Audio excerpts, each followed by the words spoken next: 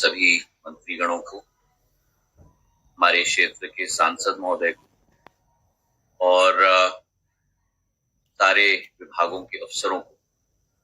हमारी बैठक करीब 2.5 घंटे से चली है और आज के इस बैठक में डोनर मंत्रालय की तरफ से त्रिपुरा के विकास और प्रगति के मानचित्र पर एक प्रस्तुतिकरण डोनर मंत्रालय की तरफ से किया गया है।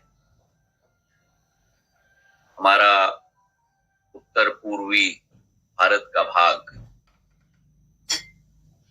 भारत का ग्रोथ इंजन बने, ये प्रधानमंत्री जी की केवल आशा और अभिलाषा नहीं, लेकिन उनका संकल्प भी है।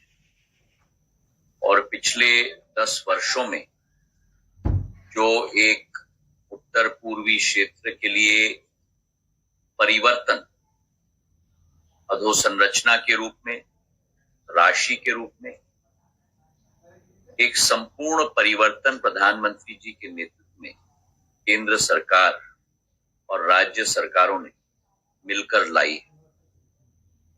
जिस क्षेत्र के लिए 10 साल पहले केवल 24,000 करोड़ का बजट का आवंटन किया जाता था, आज उसी क्षेत्र के लिए करीब करीब 1,03,000 करोड़ रुपए का आवंटन किया जाता है।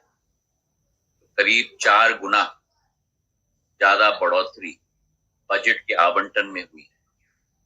अगर एक एक क्षेत्र को अलग से हम देखें, सड़कों के क्षेत्र में जहां 10,000 किलोमीटर की नेशनल हाईवे 65 वर्षों में बनी थी, वहीं पिछले 10 वर्षों में 5,500 किलोमीटर की नेशनल हाईवे 10 वर्षों में प्रधानमंत्री मोदी जी की सरकार ने बनाई। रेल के क्षेत्र में जहां हमारे 8 राज्यों में से केवल एक राज्य को रेल की सुविधा मिली थी, आज 3 राज्यों को रेल की सुविधा मिल रही है।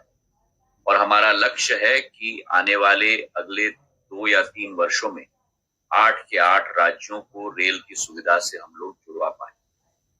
वर्तमान में 19 प्रोजेक्ट्स चल रही हैं अलग अलग राज्य में, जिसके लिए करीब करीब 82,000 करोड़ रुपए रेल विभाग के द्वारा आवंटित की गई। केवल ये नहीं, लेकिन हम लोगों का रेलवे ट्रैक लेइंग का परफॉर्मेंस, जहां केवल 60 किलोमीटर प्रतिदिन रेलवे लाइन का laying per month, railway line की लेइंग की परफॉर्मेंस रहती थी, वहां आज 190 किलोमीटर प्रति माह रेलवे लेइंग की परफॉर्मेंस रही है। मतलब करीब करीब 3 गुना बढ़ोतरी हुई है।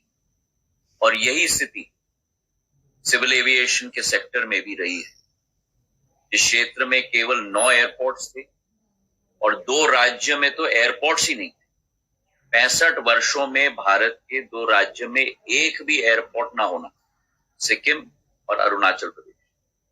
आज उन्हीं उत्तर पूर्वी राज्यों में जहां 9 एयरपोर्ट्स होती थी, आज 17 एयरपोर्ट्स। इस तीव्र गति से कार्य हर क्षेत्र में पिछले 10 वर्षों में हुआ है। खास करके अगर त्रिपुरा की हम बात करें, मानिक साहा साहब के नेतृत्व में जो प्रगति और विकास त्रिपुरा राज्य में हुई है, जिस स्टेट की GSDP, gross state development product, आज करीब करीब 90,000 करोड़ तक पहुंच चुकी है और करीब 9% वृद्धि से हमारा राज्य आगे बढ़ रहा है।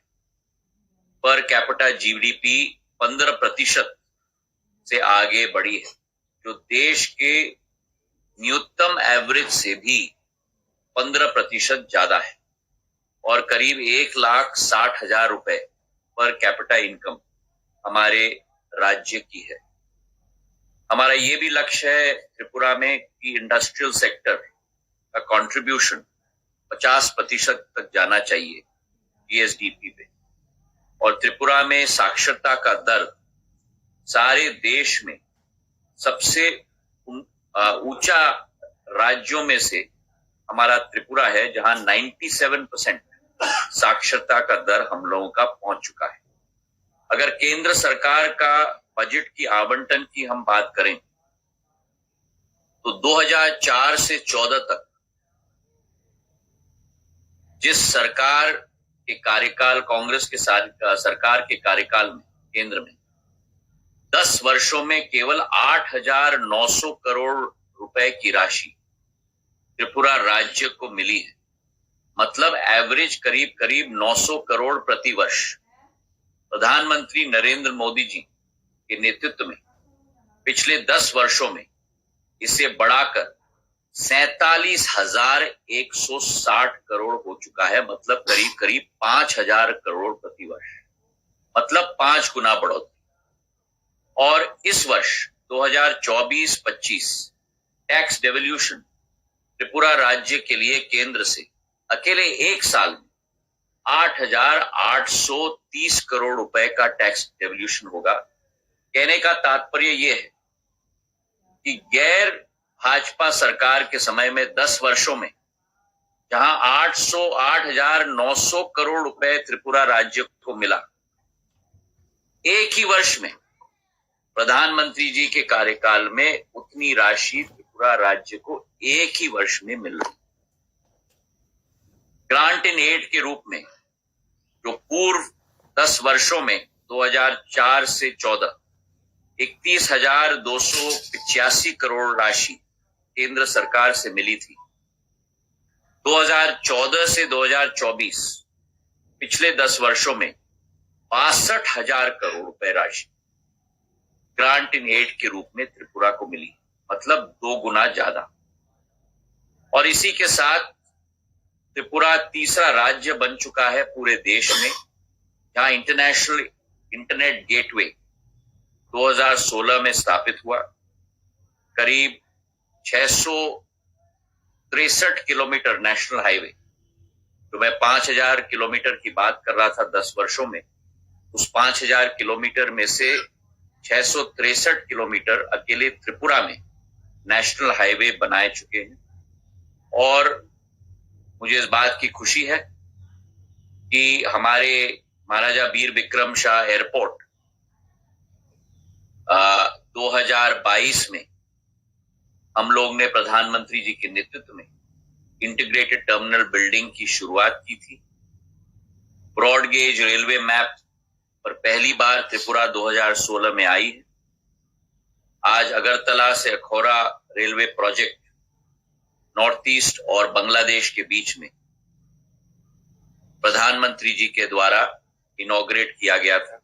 4 रेलवे स्टेशन अगरतला, धर्मनगर, कुमारघाट और उदयपुर अमृत भारत स्कीम के अंतर्गत रीडेवलप हो रहे हैं। और इसी के साथ हमारा अगरतला और वेस्टर्न बाईपास के लिए जो फाउंडेशन स्टोन है उसकी शुरुआत भी हो चुकी है। और आगे भी हम मानिक शाह साहब के साथ मिलकर विकास और प्रगति का राह त्रिपुरा के लिए हम लोग सुनिश्चित करेंगे।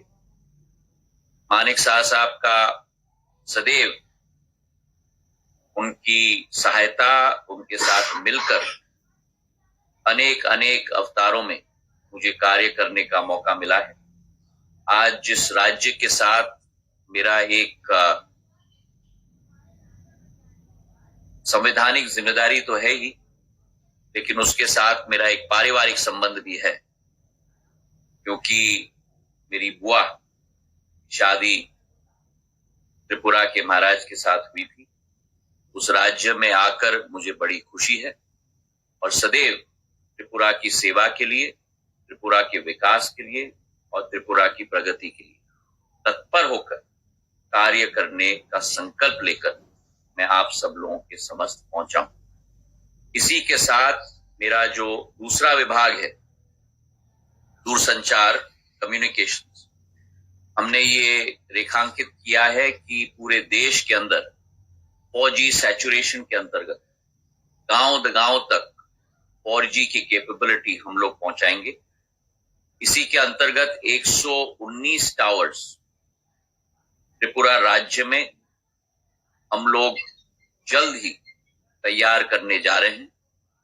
मिजोरम, मेघालय और त्रिपुरा को मिलाकर, क्योंकि एक पैकेज है तीनों राज्यों के लिए, 500 करोड़ रुपए की राशि का निवेश किया जाएगा। इन 119 टावर में से करीब करीब 90 टावर्स ऑलरेडी बन चुके हैं और बाकी 29 टावर्स भी पूरे देश में हम लोग मिलाकर मई जून तक पूर्ण रूप से तैयार कर लेंगे, ताकि 100% सैचुरेशन टेलीकॉम कनेक्टिविटी का, 4G का पूर्ण देश में हम लोग स्थापित कर दें। आप सबका बहुत बहुत धन्यवाद और मुख्यमंत्री जी, सारे मंत्रियों का और हमारे सांसद महोदय का भी बहुत बहुत धन्यवाद। 5G का कोई 5G ऑलरेडी अनेक टेलीकॉम प्रोवाइडर्स के द्वारा पूरे देश में संचालित है और इस बात की मुझे बड़ी खुशी है कि विश्व में सबसे तीव्र गति का 5G रोल आउट पूरे विश्व में, इतिहास में भारत में हुआ है। 21 महीनों में हम लोग ने 99% जिले को कवर कर लिया है और करीब करीब 82% आबादी को हमने कवर कर दिया। जो 4G सैचुरेशन की बात मैं कर रहा था, वो BSNL की 4G सैचुरेशन की बात कर रहा था और 5G पूर्ण रूप से करीब करीब पूरे देश में लागू हो चुकी है और अब भारत 6G पर भी कार्य कर रहा है। सर, निवेश के बारे में सर क्या डिस्कस हुआ है और पोटेंशियल, मतलब टूरिज्म, त्रिपुरा में टूरिज्म का पोटेंशियल भी बहुत ज्यादा है। त्रिपुरा में केवल टूरिज्म का पोटेंशियल नहीं, निवेश के बारे में सर क्या डिस्कस हुआ आज के लिए? त्रिपुरा में अनेक क्षमताएं हैं। हॉर्टिकल्चर की क्षमता है, हमारा क्वीन पाइनएप्पल, आगरवुड की क्षमताएं हैं, टूरिज्म की क्षमताएं हैं, इंडस्ट्री की क्षमताएं हैं, रिन्यूएबल पावर की क्षमताएं हैं, अपार क्षमताएं हैं त्रिपुरा में।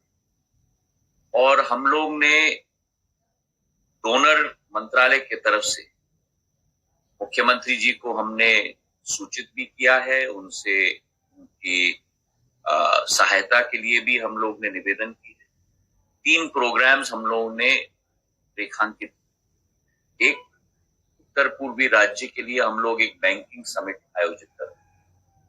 NEC प्लेनरी के साथ ये बैंकिंग समिट आयोजित किया जाएगा 8 के 8 राज्यों में, ताकि बैंकिंग की अधोसंरचना उत्तर पूर्वी क्षेत्र के एक एक राज्य तक पूर्ण रूप से, सशक्त रूप से पहुंच पाए।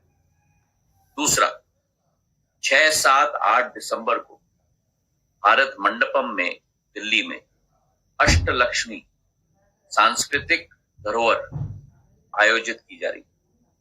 8 के 8 हमारे उत्तर पूर्वी राज्यों के लिए, जहां हम अपनी सांस्कृतिक क्षमता, हमारी परंपरा को देश और विदेश के सामने प्रदर्शित करेंगे। तीसरी बात, वर्तमान में हम लोग देश के अंदर 6 या 7 शहरों में रोड शोज आयोजित कर रहे हैं इन्वेस्टमेंट समिट। ये उत्तर पूर्वी इन्वेस्टमेंट समिट होगा जो मार्च अप्रैल के माह में दिल्ली में आयोजित किया जाएगा। वर्तमान में बंगलुरु, हैदराबाद और 2-3 और जगह रोड शो हो चुकी है। मैंने मुख्यमंत्री जी से भी निवेदन किया है कि भविष्य के आने वाले 6 रोड शोज, मुंबई, चेन्नई, पुणे, कोलकाता और 2 और 3 इंदौर और 1 और 2 और जगह है, मुख्यमंत्री जी भी जरूर मेरे साथ आए। जो रोड शोज अभी तक आयोजित किए गए, उदाहरण के तौर पर बंगलुरु के रोड शो में करीब करीब 9,600 करोड़ के एक्सप्रेशंस ऑफ इंटरेस्ट उत्तर पूर्वी क्षेत्र के लिए इन्वेस्टर्स ने, निवेशकों ने अपने तरफ से प्रस्तुत किया है और मुझे विश्वास है कि एक ऐतिहासिक इन्वेस्टमेंट समिट आने वाले दिनों में हम लोग दिल्ली में त्रिपुरा और बाकी 7 राज्यों के लिए ऑर्गेनाइज करने जा रहे हैं। बहुत बहुत धन्यवाद।